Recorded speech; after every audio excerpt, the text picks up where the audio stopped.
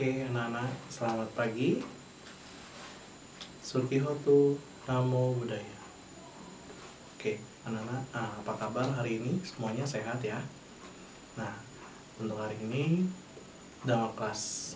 Kita ingat untuk konsisten dalam belajar, semangat dalam Dhamma.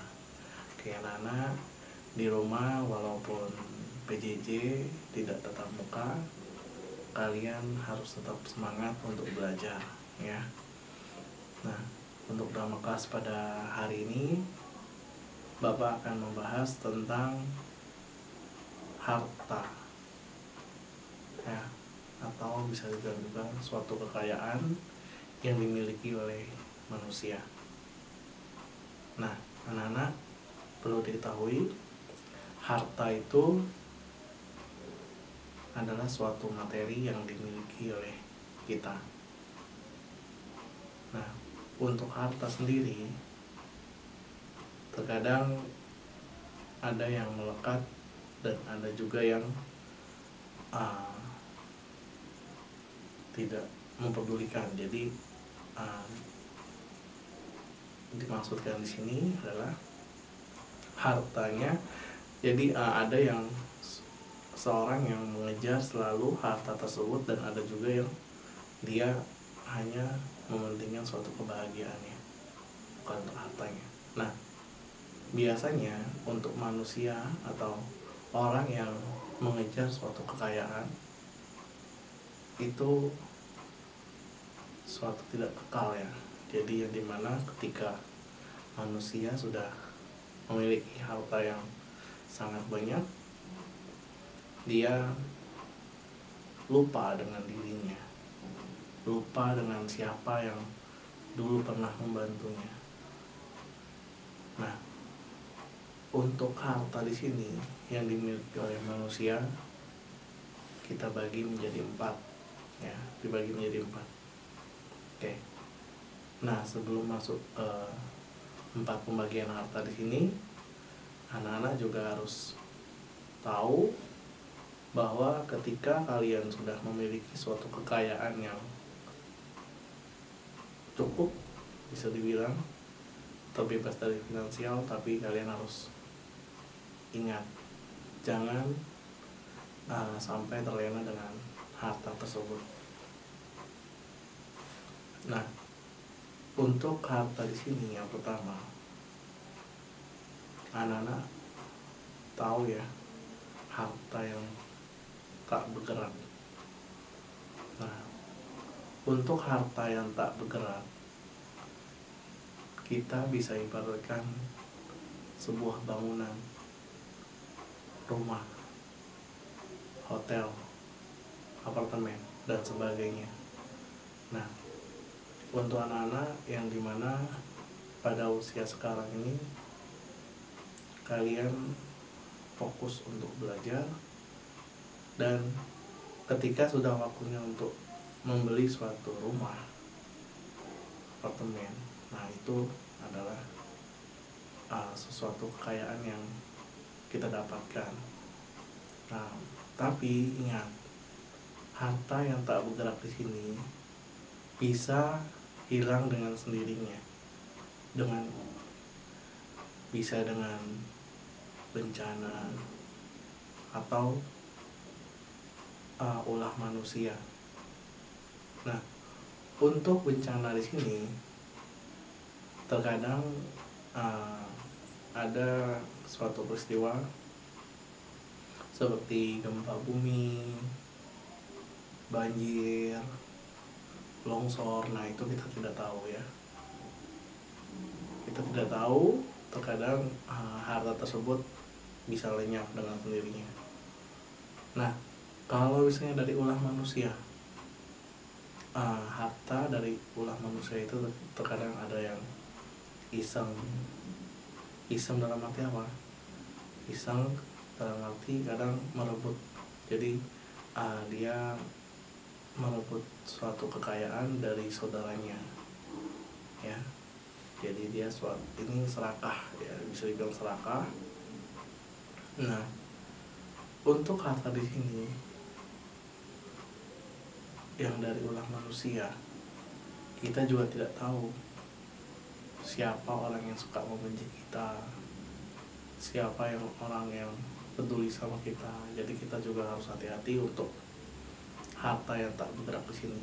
Tapi kalau misalnya suatu harta itu hilang, itu adalah sebuah anicca, ya. Nah, untuk yang kedua, harta yang bergerak. Harta yang bergerak itu seperti anak-anak kalau misalnya sekolah itu memakai sepeda, ada yang memakai motor, ya, sepeda motor. Terus juga ada yang diantar oleh orang tuanya dengan mobil. Nah, itu adalah suatu harta yang bergerak, ya. Nah, harta bergerak di sini bisa hilang nggak? Bisa. Nah, untuk harta yang bergerak di sini itu bisa hilang tadi juga sama ya, oleh bencana alam atau ulah manusia. Nah, kalau untuk ulah manusia, kita nggak tahu nih, kalau misalnya lagi di jalan kita tidak hati-hati, kita keadaannya ngantuk. Nah, pada saat posisi ngantuk di sini, kita tidak tahu yang terjadi adalah suatu kecelakaan yang dialami oleh diri kita sendiri. Itu kurang hati-hati, ya. Jadi untuk yang ulah manusia di sini terkadang juga bisa terjadi. Dan kalau untuk dari bencana alam itu seperti kayak banjir, ya. Belum lama ini terjadi sebuah bencana banjir yang dimana harta yang bergerak tersebut hanyut, terbawa oleh air. Nah, harta tersebut bisa juga hilang dengan sendirinya yang tadi, ya. Nah, itu bagaimana cara kita untuk menjaga harta bergerak tersebut? Nah, bisa juga kita asuransikan harta kita pada pihak asuransi bila terjadi kecelakaan, ya. Jadi sebelum terjadi kecelakaan, kalian bisa daftarkan atau daftarkan ke pihak asuransi. Nah, untuk harta yang bergerak di sini itu dia lenyap karena ya tadi, ya, kita harus hati-hati dan harus waspada dengan harta kita yang kita punya. Nah, kalau misalnya udah hilang, ya itu adalah sebuah anicca yang dimana ketidakkekalan, ya. Jadi kita harus tahu ketika harta kita rusak, hilang, itu adalah sebuah anicca yang dimana ketidakkekalan timbul, kita memiliki, berlangsung, dan lenyap, ya. Nah, itu untuk harta yang bergerak. Yang ketiga, harta bagaikan kaki dan tangan. Nah, harta bagaikan kaki dan tangan di sini adalah sebuah keterampilan yang kalian punya. Kalian sekolah, kalian menuntut ilmu. Nah, di sekolah itu kalian mengasah keterampilan kalian, ya, yang dimana ketika kalian sudah usia di atas 16 tahun, 17 tahun, nah itu masa-masa kalian untuk mengasah keterampilan kalian. Ada yang keterampilannya mendesain, atau ada juga yang suka main game. Nah, itu bisa menciptakan sebuah karya, ya. yang dimana karya tersebut bisa bermanfaat bagi orang banyak. Nah, untuk harta bagaikan kaki dan tangan di sini, ketika kalian sudah ahli dalam bidang tersebut, kalian jangan sungkan untuk berbagi kepada teman-teman kalian yang belum bisa, ya. Jadi yang belum bisa untuk mempraktekannya, kalian bisa berbagi dengan teman kalian. Nah, ketika kalian berbagi, kalian tidak akan berkurang harta kalian, malah kalian akan menambah keterampilan kalian, ya. Dan kalian juga bisa mengupgrade terus, ya, untuk harta bagaikan kaki dan tangan di sini. Nah, ketika harta kaki dan tangan di sini kalian belum bisa untuk menggapainya, ya kalian terus berlatih, ya. Nah, harta bagaikan kaki dan tangan di sini juga kalian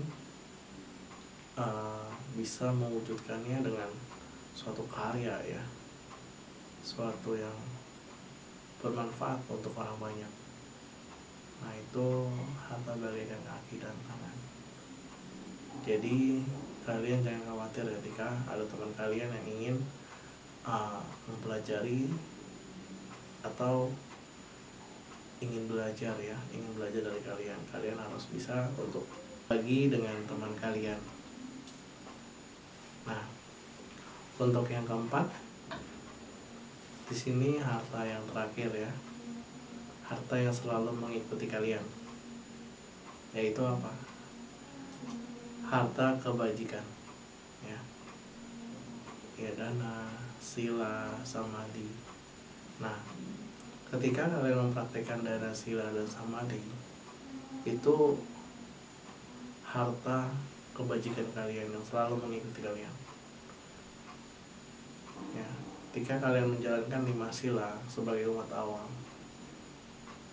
ya berarti kalian bisa mempraktikannya. Apa saja 5 sila itu? Nah, anak-anak tahu, ya, 5 sila itu kita sudah sering mempraktikannya dan kita juga sering menyebutkannya dalam suatu kebaktian, ya, mau itu sekolah minggu, ya, atau kebaktian remaja atau umum. Nah, di situ untuk Pancasila di sini ada 5 sila yang harus kalian tahu. Dalam 5 sila di sini, yang pertama, aku bertekad melatih diri menghindari pembunuhan makhluk hidup. Nah, itu untuk sila yang pertama. Jadi kalian harus bertekad dan melatih diri untuk tidak membunuh, ya. Apa akibatnya ketika kalian membunuh? Nah, ketika kalian membunuh, akibatnya bisa umur kalian tuh pendek, ya. Jadi kalian berusaha semaksimal mungkin jangan sampai kalian membunuh makhluk hidup, ya. Kalian hindari itu untuk sila pertama. Nah, untuk sila kedua, aku bertekad melatih diri menghindari pengambilan barang yang tidak diberikan.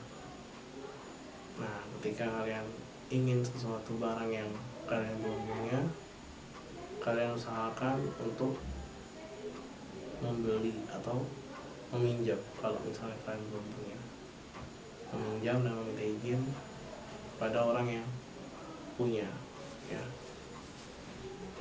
Nah, itu untuk sila kedua. Bagaimana akibatnya ketika kita tidak meminta izin kepada orang yang punyanya? Ketika kita meminjam barang, akibatnya adalah suatu barang kita yang kita miliki akan hilang. Entah itu dicuri, entah itu hilang dengan diri kita sendiri yang ceroboh.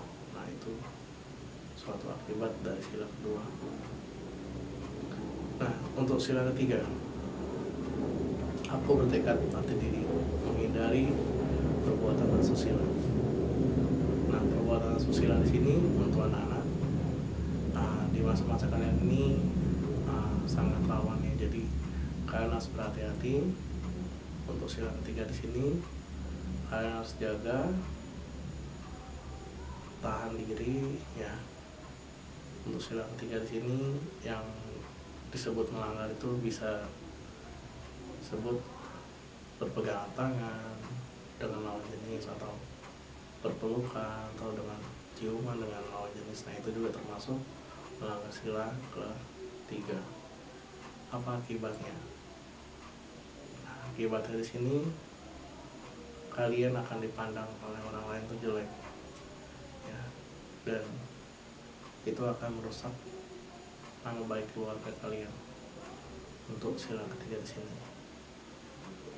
Untuk sila keempat, aku bertekad mati diri menghindari ucapan yang tidak benar.